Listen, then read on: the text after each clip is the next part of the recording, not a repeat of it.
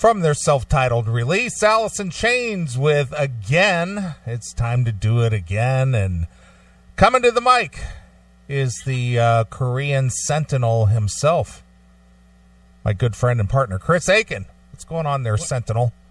Other than my phone going off, not much. What's up with you? You're supposed to turn that fucking shit off during the show. I know. It's radio silence during the show except for our melodious voices. I'm doing it right now. Enough with John and Stephanie texting you. No, that was Ed, but same thing. Yeah, fuck that guy, too. Fuck them all. Yeah! I think that was a Metallica album back in 1983. Fuck them all. That's what we call it. Well, here we are, winding down the year. What is that, our next to the last live show? Yeah, we got this next week, and that's it, baby! Yeah! Yeah, so here we are. We're back. Yeah. I was thinking about a lot of weird stuff today. Okay. A lot of just... I have a feeling that this is going to be a lot of pontificating and off-the-cuff, out of our head stuff. Okay. Just because I was observing today. I went out and about. I got out of the house today and was out in public, which more and more I'm having a harder and harder time doing. Right. But I force myself to do it anyway, and then I look around and I stop and I just kind of observe and look and I go, what am I doing here? Mm-hmm. How am I even a part of this? Yeah. And more the answer keeps coming back. You're not. You're just a visitor here. You're just a visitor. We have totally turned into our grandfathers. Well, you know what? It's not so much that. It's just the lifestyle that you and I kind of lead in a way. And I'm not specifically saying you and I, only. But you and I are kind of out of step with society when it comes to philosophy, jobs, associations.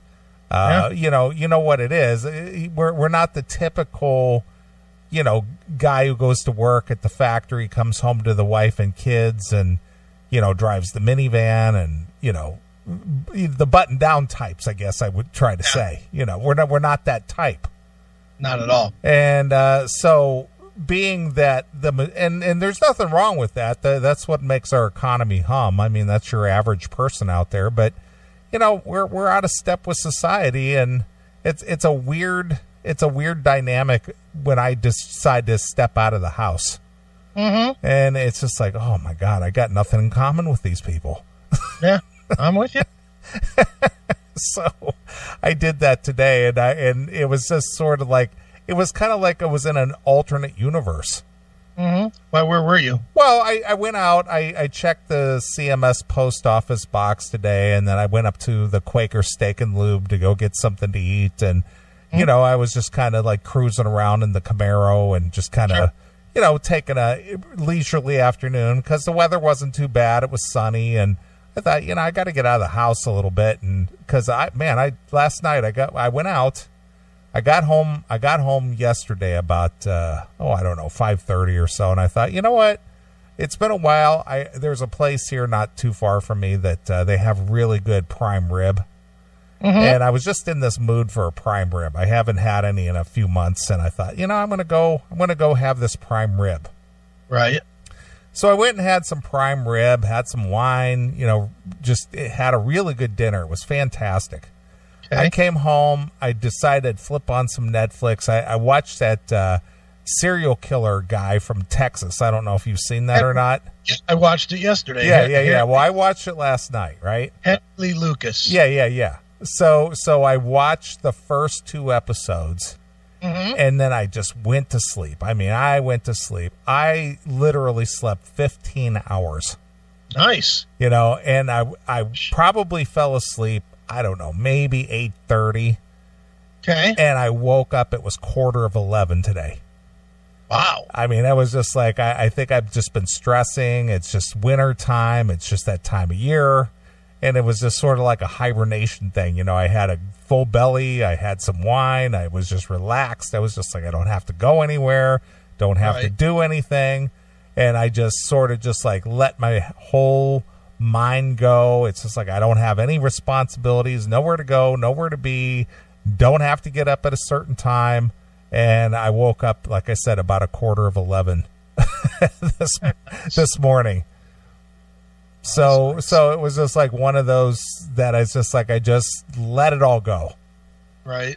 And so I watched some TV, I watched a couple more documentaries and movies and things. I thought, man, I got to get out of the house. I can't just lay around like a slug all day.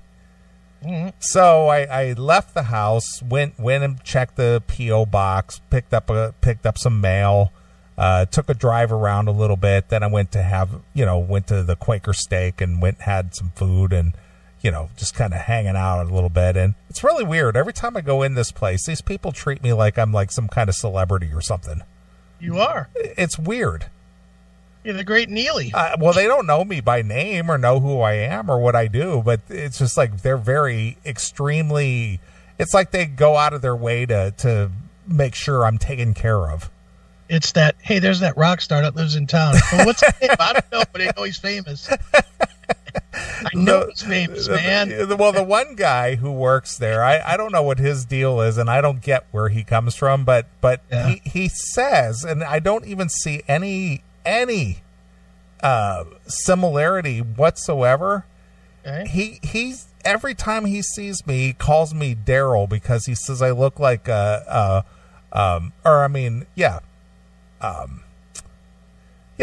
says that I look like Daryl Hall. Daryl Hall. That's what he says, and it's like I don't get this. I don't get the correlation there. Did you check his eyes? Is he wearing glasses? I just never know what the guy's talking about. Jeez, oh man, that's like saying that I look like Johnny Depp. It's like what the fuck are you talking about? Okay, whatever. If that makes you happy, You should have just said to him, look, you give me my prime rib for free, I'll sing Sarah's Smile right here. Exactly. Very weird. Of all the people, if you told me to name 100 people that you look like, I would have never got to Daryl Hall. Me either. Good Lord. Like, how did you arrive at that? Dude, first of all, you're big, where Daryl Hall's a little scrawny runt. And then Daryl Hall has like short hair. You have longer hair. I don't know. It's weird. It's a weird thing. I don't know, man. So whatever, whatever floats your boat. I guess. So then while I'm sitting there watching the TV, because it's kind of a sports bar, so they got all the college games on and various things going on. So being it's Christmas time, all these Christmas commercials are on. Right. And one of them that always makes me wonder about the marketing aspect of it, and it's more fantasy than it is reality. Okay. You always see these commercials where the wife surprises the husband with a new car on Christmas. Oh, yeah. That happens all the time. And it's just like, well, most people, when they buy a brand new car, that's usually a major decision because that car is probably about 1/3 of the value of their house. Yeah, it's definitely not a, hey, guess what I came home with? So I'm watching this I think it was like Chevy or a GM commercial or something where this guy gives his wife a puppy for Christmas. Okay. And she gives him a Silverado King Cab pickup truck. Okay. Wow. Yeah. It's like, like you're just going to give your husband a pickup truck. Yeah, right. Okay. It's sure. Like, yeah, where does that come from? Yeah. The decision to buy a brand new car is usually, how much is that? Can we afford the payments? What's the interest rate on that? You don't just go to the dealer and go buy a new car and go, yeah, I'm just going to give this to my husband for Christmas.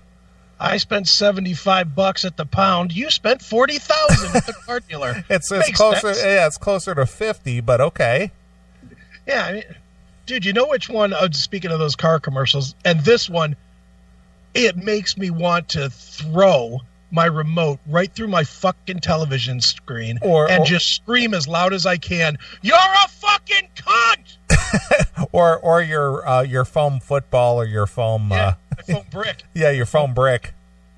Have you seen the commercial where the guy brings home 2 trucks and the bitch isn't even satisfied with that? Have you seen that? I have not seen that. It's like Silverado or one of these. I don't remember which one. It's one of the truck companies, and it's definitely a truck. The guy brings home 2 trucks, like a gray one and a red one. Okay. And she immediately goes for the one he wanted. Like, he goes, "Look, honey, look what I got us for Christmas." And she goes, "Oh, yeah, that's great," and goes to the truck. And he just goes and goes, "Well, I was thinking that was mine, but okay, as long as..." I was like, "Oh, I hate you!" You just spent $100,000 in fucking trucks. Tell her to beat it over to the ugly one. That's what she gets. She sits home and sucks your dick. That's her investment. Right. You put in a lot more hours to pay for those 2 trucks. Take the one you want. Exactly. The fuck? Oh, it's so enraging.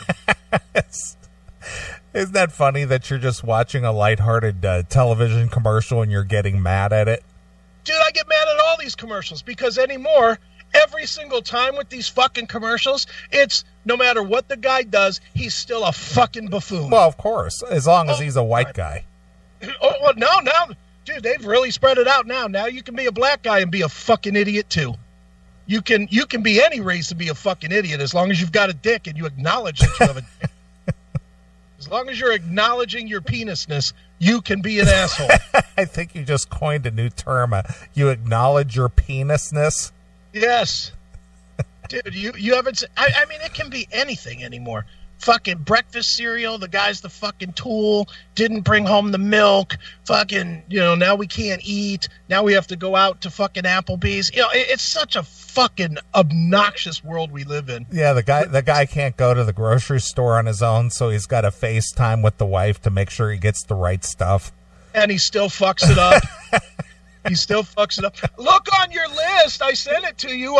If you were just subscribed like I am to list.com, you would have known that we needed green apples instead of red. Fuck you, you bitch. If you get a job, then we wouldn't have to worry about any of this. Exactly. Fuck, bitch. How about I paid for it, you whore? So shut up, spread your legs, and fucking eat the red apple, you cunt. Wow. I think I struck a chord here. I hate these commercials. Dude, for the most part, the last couple of weeks, I've been watching nothing but Hulu MASH. I'm like through 10 seasons of MASH or something. Right. Reason? So I don't have to watch commercials. Because anytime I flip over to watch anything with commercials in it, I want to kill a motherfucker. Because the commercials basically say, you have a dick, you're dumb. Yeah. And it fucking makes me so mad. When literally every commercial should really read, you're the chick, you don't work, but you're still in command of your pussified husband. Right. That's what it really should read. Ugh, fucking enraging. I can tell. Dude, well, the only reason you're not, I guarantee, you know what, dude? I'm going to give you the challenge. I'm going to give you a login to my YouTube TV for a week. Okay. And I'm going to challenge you to watch 10 hours of regular television. All right. You mean commercials and all, you mean? Commercials and all. Wow. 10 hours. Okay. 2 hours a night. And I promise you will come back to this show next week and you'll be like, fuck everybody. Well, I already have that attitude, but not to the degree that you do. You will have it times 1,000. You'll understand, not that you don't understand already, but what little bit of you still leads you out to the Quaker steak to go and have dinner. That'll all be taken away from you. Just seeing the perception of how they draw the picture of what we are as guys. Right. Oh, it's fucking annoying. I hate commercials. Yeah. Well, you got to be emasculated now. Oh, yeah. Yeah, you're right, honey. I could figure out how to fucking finance and buy $100,000 worth of trucks, but I can't figure out which one I should keep for me. Right. Thank you for setting me straight. Thank God I have you for that. Right. You fucking cunt bag whore. Ugh. Well, we're off to a roaring start. Yeah, can you tell I'm in a great mood I tonight? could tell that. Well, I was thinking, it's just like, wow, we're already 3 weeks away from the end of the year. Thank God. And it's like, wow, where has the time gone? It has gone fast, that's for damn sure. It sure has. So we're going to be in 2020 before you know it. I know. We're damn near done. I remember when I was a kid thinking if I lived to be 2030, that would be all the more I needed. Looks like I might get close. I don't think I'm going to get all the way there, but I might get close. All right. Maybe to 25. You'll end up outliving all of us, and you go, where did everybody go? Boy, that would really be my fucking penalty. That would be like my ultimate penance, is to live to be 100 and just see a world with, President Man Bun in the fucking office and, a world run by queers where every decision in government is made by if queer kid stuff is approving it. Right. That would be my fucking world. Ugh, good Lord.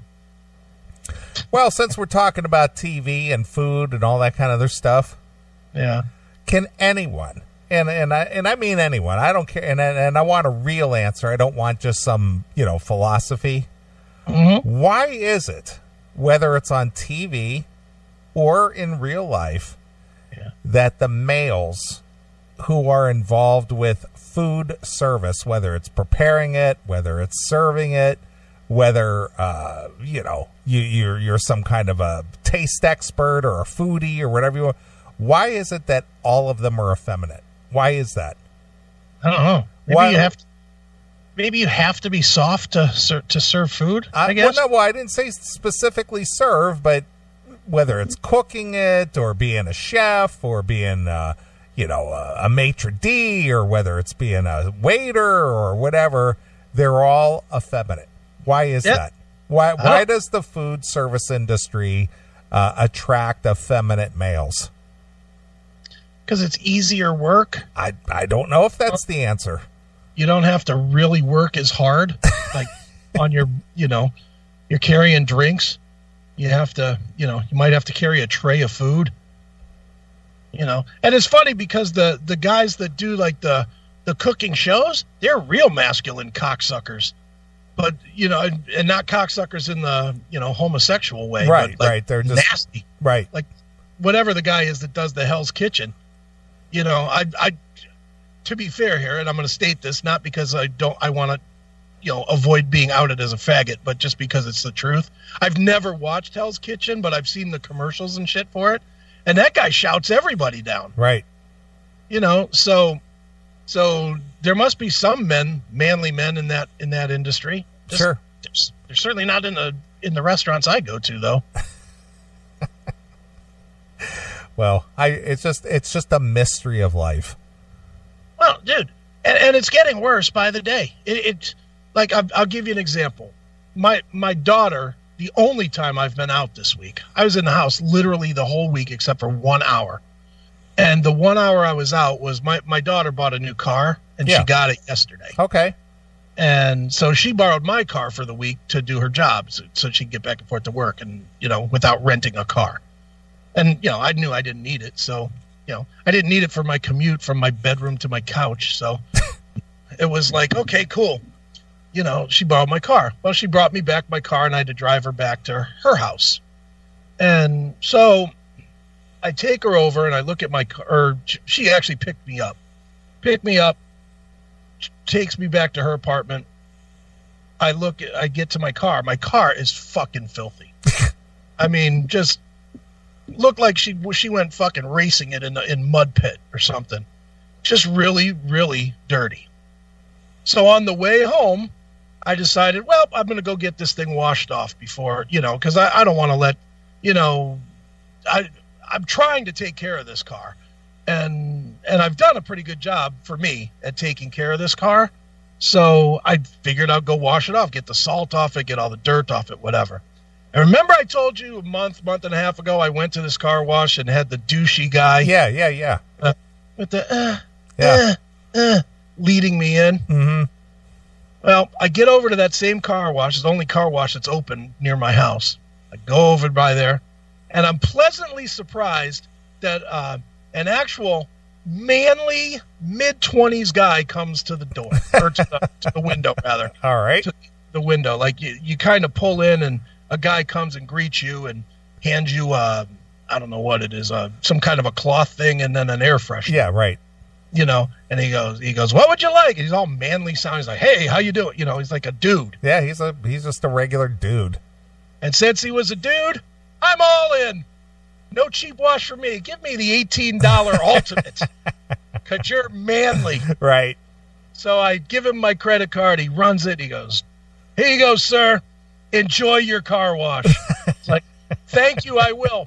So I drive up, and the way I had to go, I drive up, and I come around the like, you have to like come around a corner, and then you go into the garage thing or whatever it is. Mm-hmm. There's Faggy Guy again. Faggy Guy has been demoted from window and lead-in to just lead-in now. Right. So I pull around, and there's Faggy Guy going, come on, come on, come on. I'm like, oh my God. And then I went into fucking anger mode again. I was like, what the fuck? And literally, you know this because you get your car washed all the time. Yeah, I do. You know when you first get into the car wash, and the first thing that hits is all that shampoo that hits on your... all the soap, yeah. I swear to God, the only picture I could get in my head was this guy laying down taking a jizz bath and that hitting his face. It was this Faggy Guy taking a jizz bath. And it just made me crazy. And then it was like, all right, let's get this fucking over with. Hurry it up, move my car along, hurry up, you know. And then I just drove home all fucking pissed off. Like, oh, I hate fucking people. I hate them. Well, the car wash that I go to, I have the monthly subscription over there. Right. And I roll through there probably about 3 times a week. Okay, and nice. And even though, you know, I have the ultimate wash, which is about $18, right, you can get unlimited car washes there a month for $38. Okay. So it's well worth it. I mean, you know, as I said before, you get two to 3 car washes at the normal price. Right. You could go every day of the month and get that same car wash for $38. Right. Okay. So even though I roll through there 2 or 3 times a week, I always throw them a couple of buck tip. Right. Because then they get out there with their spray and they start cleaning the wheels and everything else, you know. Right. So once again, when I go rolling through there, always treat me like a celebrity, you know. Mm-hmm. Oh, there he is. There he is. How's it going today, Chief? Good to see you again. Can I get the back for you? You mind if I brush the back for you? How's life on the road, rock star? So they do a good job on the car. Right. Don't have any of the faggy ones working at my car wash, though. They're all just regular looking dudes. Right. Well, next time you're in this town, I'm going to take you over to the fag wash. You can get your car fucking jizzed on. Hey, I heard that my partner Chris here says you're a real faggot. Is that true? Not at all. I don't know what he's talking about. Fucking fruit. Yeah. Here's an extra 5. Put some extra jizz on my car, will you? Fucking awful. So funny. So anyway, I just getting out about today. It's just like I don't know, man. It almost is exhausting. Yeah, it's mentally exhausting. Well, you know what it is every time you go out, you're reminded how much you don't want to go out. That's true. You know, it's like, you know, I was talking to now Bandy yesterday. Last night we were texting back and forth because he was telling me about the premiere of Inside Metal. Yeah, and telling me when to, you know, kind of start planning for that. And I said to him, I said, you know, we were talking about it, and he was saying, well, there's going to be one, you know, early, and that's going to be kind of for, you know, in LA, and then there's going to be one up in San Francisco, but the one in LA, they're not going to play the whole movie and blah, blah, blah. I'm not going to get all. Well, and we will talk about that because I did text with him as well last night. But I said to him, I said to Bob, I said, you know what, dude, I don't care. You know, really the only reason I'm coming is to party with you and Toby. And that's honestly it. I don't even give a fuck if I see any other people. I have no desire to go trolling back through San Francisco and say, oh yeah, I used to go here and I've been there, and you know, oh, let's see how the wharf has changed. I have no interest in that at all. Yeah. Besides, I don't think you want to go out and buy some waiter boots just to step around all the shit. Exactly. I don't. You know, I just want to literally. It's like I'm taking a long car ride to some other friend's house. Right. That's really the only thing I'm planning on doing, is going, seeing Bob, getting all fucked up, getting back on a plane, and going home. That's what I'm planning. I have no plans to see a goddamn thing. Right. Nothing. Right. I don't want to. I don't want to deal with people, and especially in San Francisco. What am I going to deal with? Faggots and street shitters. Yeah. I don't want any of that shit. I want none of it. Ugh. Fucking ugh. People. Well, I was texting with Bob last night as well, and you know, I'm gonna probably head out and go to NAMM in January. All right. And you know, he said it's funny you would text me because I was invited to show part 1 of the Godfathers of Thrash at the Heavy Metal Hall of Fame induction ceremony on Wednesday. Okay. You know, the Wednesday of NAMM, or just the day before NAMM starts. Right. And he says, I gladly accepted the opportunity to do that. So he says, we're going to show part 1 only. Mm-hmm. And it's not going to be in the finished version because it's still in editing mode at the moment. Yeah. But we're only going to show part 1 prior to the Heavy Metal Hall of Fame induction ceremonies. Okay. So he says, yeah, I'm going to be there. Then I'm going to spend the rest of the week at NAMM. And then I talked to Don last night. Okay. He called me and, you know, kind of gave me a status update on his recovery from his surgery. All right. You know, as you know, he had spinal surgery at the very beginning of November. Right. And now he's in therapy working on his hand and finger movements and stuff. Right. And he's going to be out there because he's being inducted in the, you know, the Heavy Metal Hall of Fame. Right. So, you know, just to go out there for Wednesday alone, regardless of NAMM or not, it would be well worth the trip for me personally. Mm-hmm. So I'm going to head out there on, I believe it's January 15th, if I'm not mistaken. Okay. And go to the ceremony. Go see the part 1 of the Godfathers of Thrash. All right. And go to the Heavy Metal Hall of Fame induction ceremony and be there with my good friend Don. Nice. And then hang out with Bob and Toby and our good friend Jim Curl, who's writing the Dokken book. Right. And be there for a couple of days and then come back home on Sunday. Oh, that sounds good. Yeah, so that's the plan at the moment. All right. So, see, I couldn't do NAMM. Too many people. Yeah, well, that is true. But, you know, for the NAMM part, it's during the day. And then, you know, the evening parts are the fun part. It's because you're just kind of out and away and just having cocktails and, you know, enjoying the nice weather when it's freezing ass cold back here in the East. I'll stay home. I'd rather be cold than deal with people. Yeah, I get you. I would. And even though they're all musician people, you know what? I can talk to the musician people during the year. Sure you can. It's like, you know what? Last thing in the world I need to do is fucking go out there so I can shake hands with Rob Flynn and hear about his new fucking guitar pick or whatever. Go fuck yourself with your guitar pick or your podcast or your fucking pedals or whatever. I could care less. Well, he might have Striggle pedals. The only thing he needs to have is a good album. Try that, Rob. Jesus. How about that? Not the shit like you gave us last year, you fuck. Right.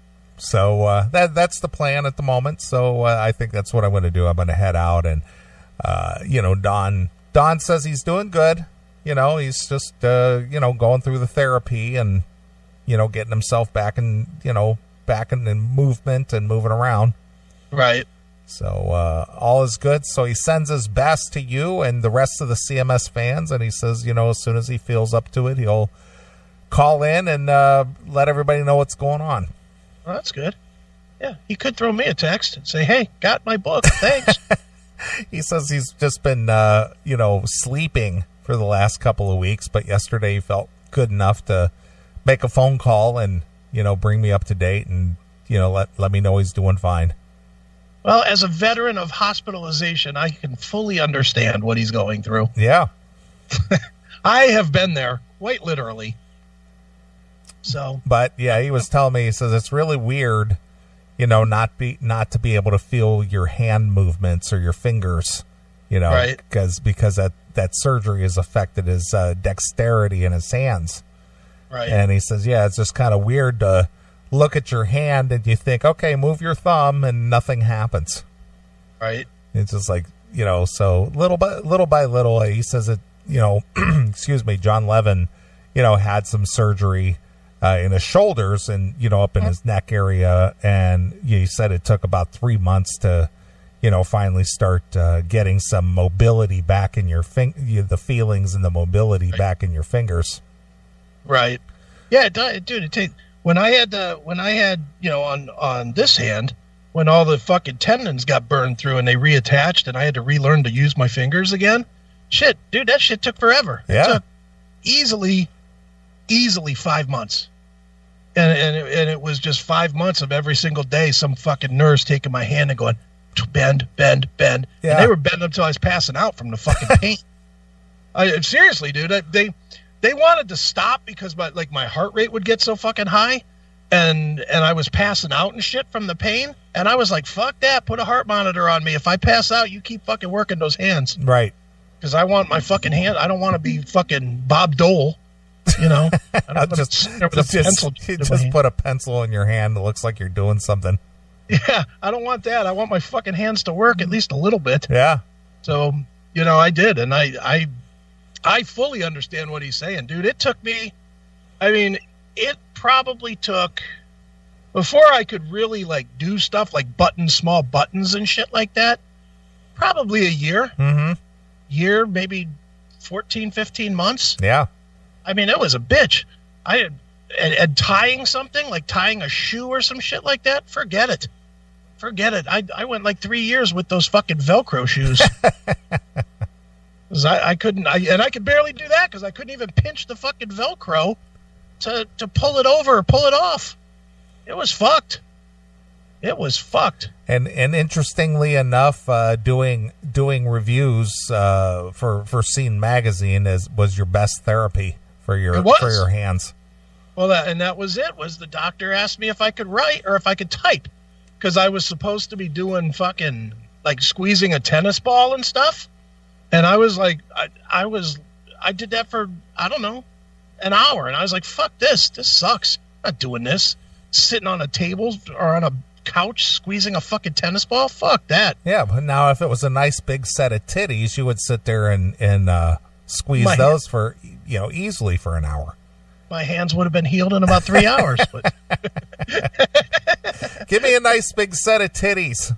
Come here, honey, and take off your shirt. Could this be considered a therapy nurse? Bring her in every day. Let me just squeeze her titties. Yeah, I got to work on my hands today. Come here. Yeah. Now that would have been nice. Yeah. No, but unfortunately it wasn't that. So the doctor literally told me to sit in front of a typewriter and type or a computer. And that's what I did, is I started typing. Honestly, that's the first thing I typed was Call Me Chris, the first draft of it. Not what became the final product, but a lot of that shit that's in Call Me Chris was written, while I was recovering. Mm-hmm. And I just kind of touched it up some, retooled a lot of it because it was written like an amateur fucking douchebag that was stoned on heroin at the time. But you did what you did, and it got you where you are today. Yeah, exactly. They work fairly good now, except for these fucking pinkies. My pinkies are like fucking fish hooks. They won't straighten out, but if that's the worst thing that I've got, I can live with that. Right. There's a lot worse that I could have had than that, so whatever. And I can fix that too. I just don't. They've wanted for years to take the meat in between the joints and cut it, and then stick a metal pin up in the bones to straighten it. Mm-hmm.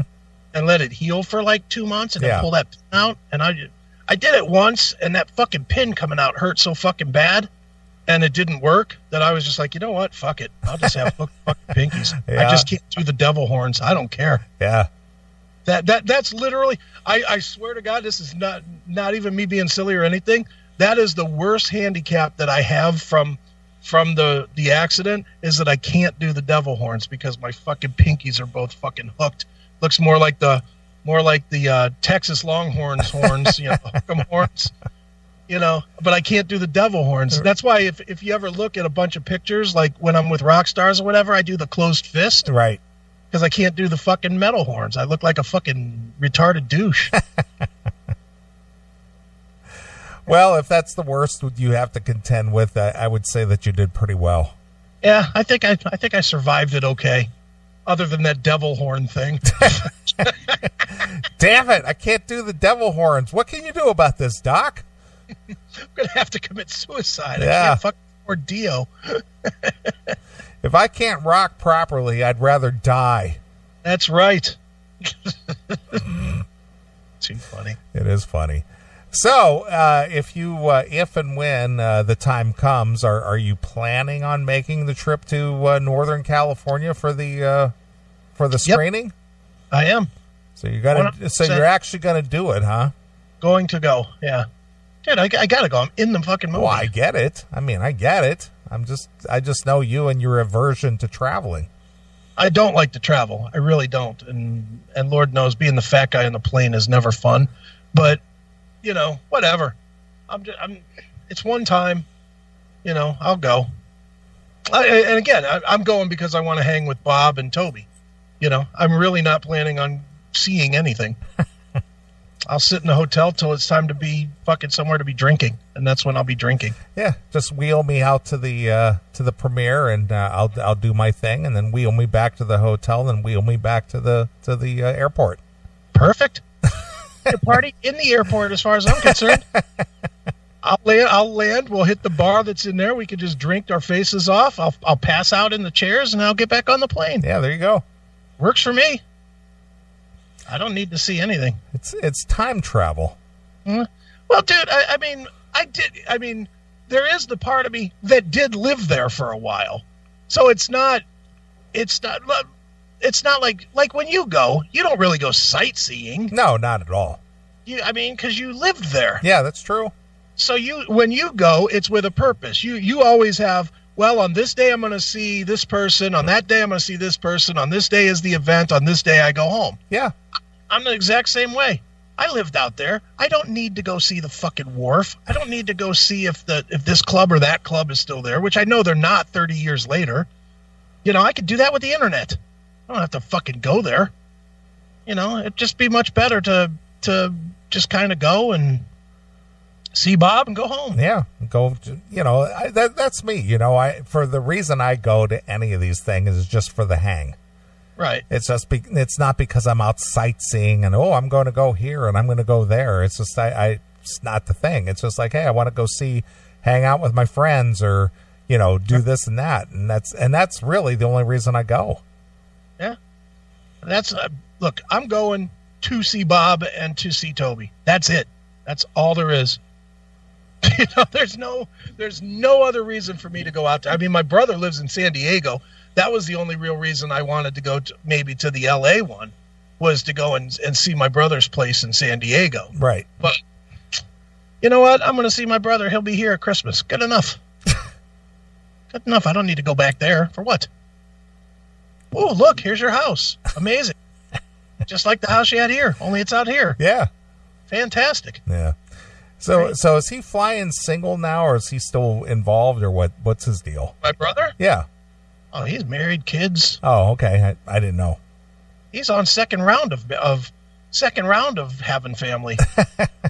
Like his first round of family all grew up and they're in college and whatnot, so now he has little kids again. Wow. Yeah, he's got he's got a 13 and an 11. I'm like, woof, you are a fucking gambler. Yeah. Once I crossed that finish line, I was like, whoop, that's it. Well, aside from the, obviously the better weather, You know, if you can even talk about this, how did he end up in San Diego?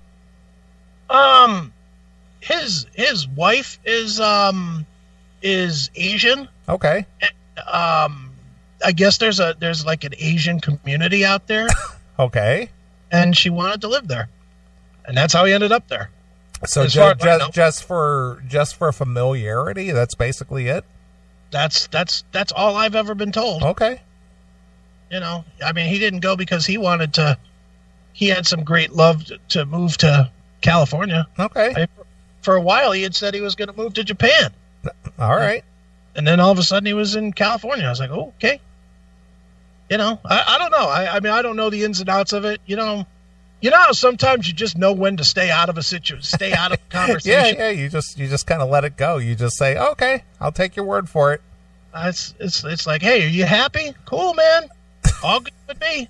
Glad to hear it. You go party on. And that's about what I say. You know, is glad you're happy. You know, over Thanksgiving, I FaceTimed with his kids and said hello to them. How you doing? Crazy uncle's still alive. You guys are still alive. Good to go. Good to see you. You know, dude, you know,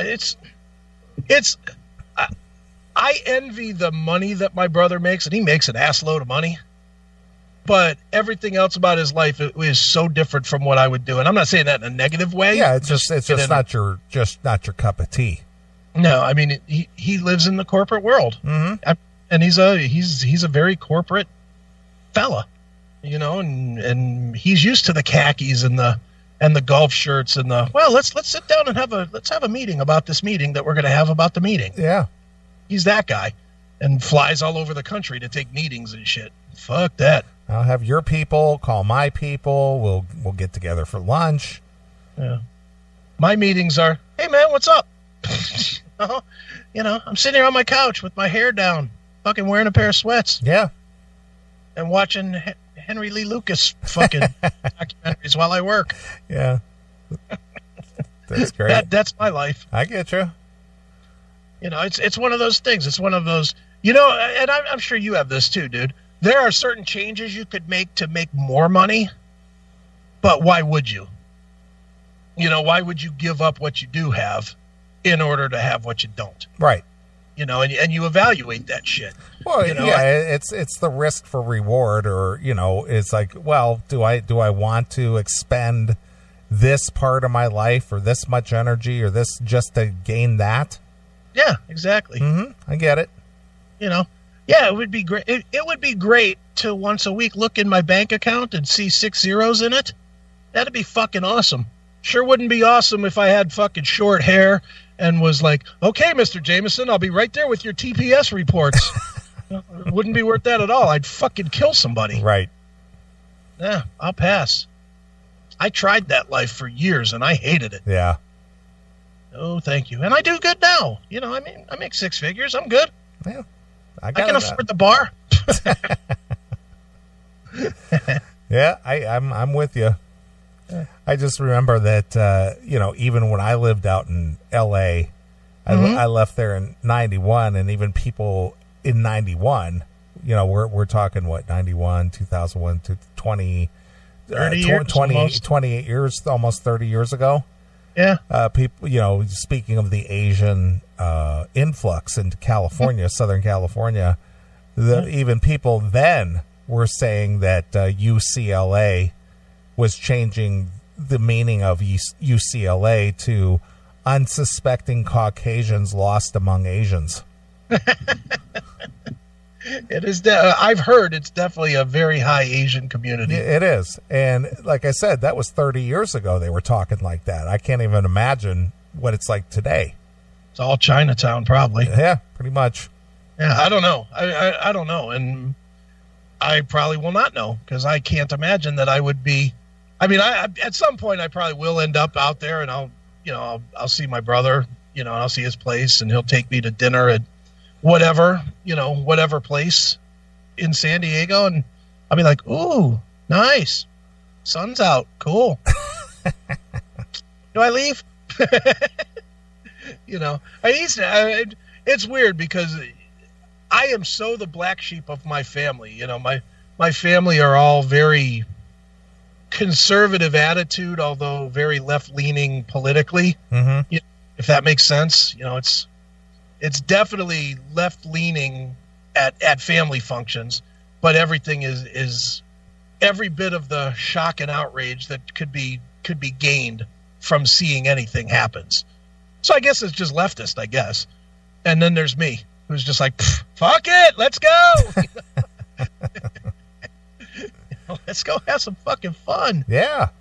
You know, but yeah, it's one of those, like, you know, my brother came here for to watch wrestling. He was in town, and we were having a wrestling party here at the house. The last time that we had a pre-record. Mm-hmm. My brother, that was one of the reasons that I chose to do the pre-record, was because my brother was in town. So, you know, he came over and he hung out, and we drank a couple of beers, and he hung out, and that was cool. But you could tell he was uncomfortable in my world. Right. You know, I mean, he was making the best of what he could being in my world. But and it's always been that way with me and him, is he's always been uncomfortable in my world. I've always been somewhat uncomfortable in his world. So our paths they cross for holidays generally. You know, I mean, it's not that we don't get along or anything. We get along fine, but the paths just don't meet because the lifestyle is just so different. Right. You know, it happens. Well, you know, that's a very similar, you know, you remember this as well as anybody does, that, you know, when I first got involved with my former brother-in-law Mm-hmm. in his business.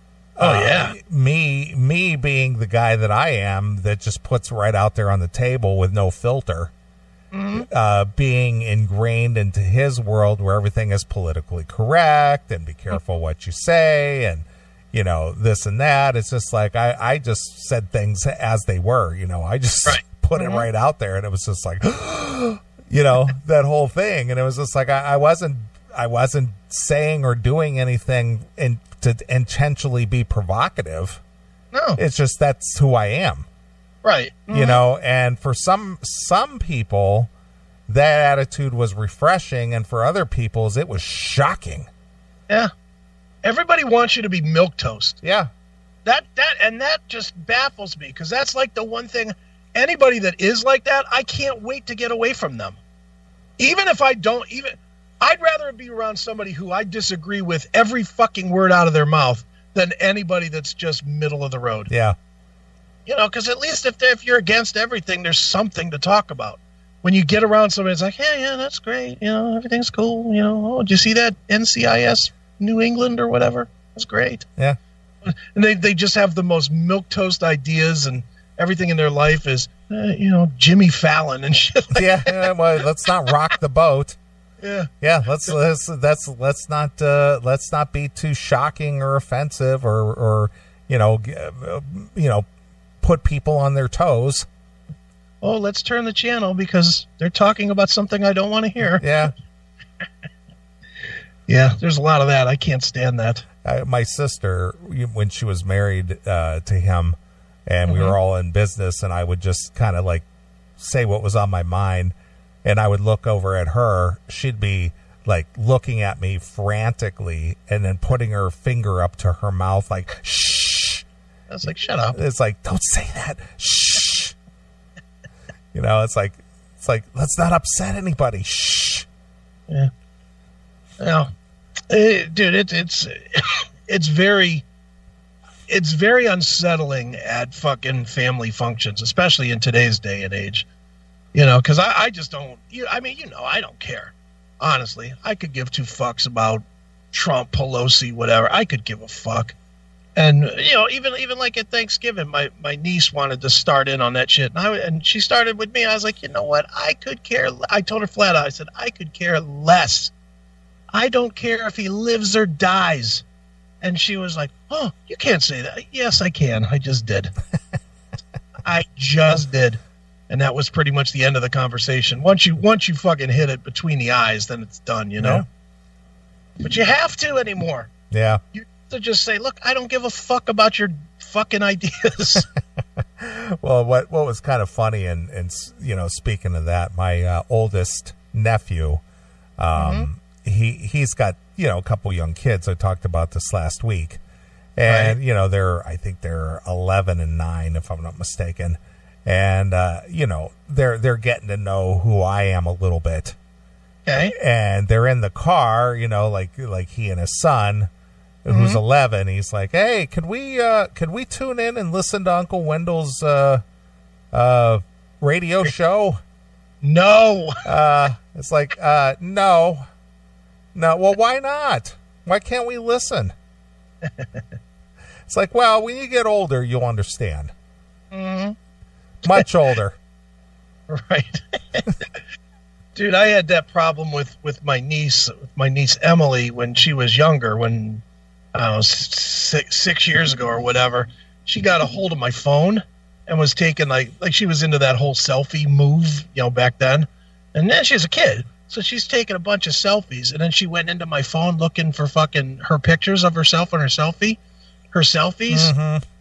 and she was going to send them to herself. Well, of course, that was right at the same time that Angel of Death was sending us all those pictures. Yeah. So all those fucking pictures of Angel of Death with her pussy fucking spread open and fucking her ass and those big tits of hers with the piercing. I was like, oh, you can't look at that. I gave her the phone, not even thinking, and then I just saw her face go like, oh, and I was like, oh, you can't look at that. Yeah. And then immediately, I looked at my brother, and he was like, well, what's on your phone? I was like, nothing. Yeah. You don't need to see this. You don't need to know. Yeah. Oops. Yeah, it's pretty good. Pretty good. Yep. Well, I this week alone has been kind of interesting as where the show is concerned. Right. 3 different people out of the blue that really I have no. I won't say I won't have any affiliation with them. It's just that they aren't aware. They weren't made aware of the show, or that this is what I do, outside of normal. And 3 different people approached me this week that discovered the show. Okay. And it was just kind of weird. I had a colleague that I do business with over in Michigan, and he calls me out of the blue this week. And he goes, I answer the phone because I thought he needed, he was going to need some, services and things. So I say, Right. Hey, what's up? He goes, I have been having the greatest day today. Oh? He goes, yeah, you want to know why? And I said, okay, tell me. And he goes, I just finished listening to a Neeley and Chris Thanksgiving. He goes, dude, is that you? I was just like, yeah, that's me. And he goes, dude, I ran across that just by chance. And I was just like, this can't be this. And he goes, I started listening to this. And I was just like, that's him. That's him. Nice. And I had to just call and tell you that I heard this. Then I had to explain the whole thing. He's like, I didn't know. And I said, well, why would you know? Right. And he goes, well, I just listened to this. And I was just like, wow, is this the same guy I do business with? Right. And I was like, well, were you shocked and outraged and offended? And he goes, no, actually, I couldn't stop listening. I got drawn in. I couldn't stop listening until it was over. He goes, that was some really good stuff. I said, well, I just don't intermingle the show with, corporate life, I guess. Right. He goes, yeah, well, I really enjoyed it. And then apparently, the gal that works with me, her boyfriend's father is our age. Okay. And, they were sitting around Thanksgiving and chit-chatting about stuff, and somehow they were watching something on TV, some kind of concert or whatever, and she said her boyfriend's dad says, man, these guys don't know how to perform. They're nothing like they were in the 80s. I don't know. She goes, well, who do you like? And he goes, well, I'm kind of like I like the 80s metal. I like the 80s stuff, like Judas Priest and, Motley Crue, and, mentioned off some, different bands from the 80s. And she says, you ever heard of Dokken? He goes, Dokken? He goes, that's like one of my favorite all-time bands. Nice. And she says, she goes, well, my supervisor, he's like really good friends with Don Dokken. And he goes, he is? He goes, yeah. He goes, how does he know him? And he goes, well, he's got his radio show. He goes, what radio show? And he goes, the classic metal show. He goes, oh my God, don't tell me you work with Neeley. Wow.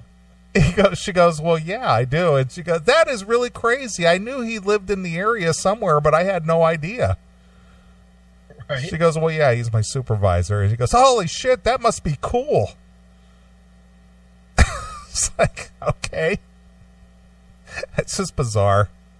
That is crazy. Then a new guy started where I work, and I hadn't met the guy yet, and I went out to talk to him just to introduce myself, and the first thing out of his mouth, I heard you have a radio show. First thing. And I go, yeah, that's right. And he goes, I heard it's like classic metal, yeah? And I go, yeah. He goes, man, dude, I went to the Monsters of Rock Fest in Germany back in 1984 or something like that. He says it was like AC/DC and Whitesnake, and he's naming all these bands and stuff. He goes, is that what you do? And I was like, yeah, that's how it started. That's kind of the basis of it. He goes, oh, dude, I got to check this out. How do I find it? It's like, all right. So all week long it was, dude, I downloaded that app. I got your app. I listened to it on my phone. He goes, it was like I was listening to you live, but then I thought, how could that be? You're here. Right. So I had to explain to him, well, it's on a loop. It's archive shows. It's, oh, that's really cool because I'm out here listening. How could he be doing that? He's in the office, but I'm hearing him here. It's like, okay. Yeah, that's something. Says technology, baby. Technology. It's amazing. So it's been kind of a bizarre week. It is. It's crazy. Yeah. So anyway, people know about the show. That's good. Yeah. So here we are. We're rolling down the end of the year.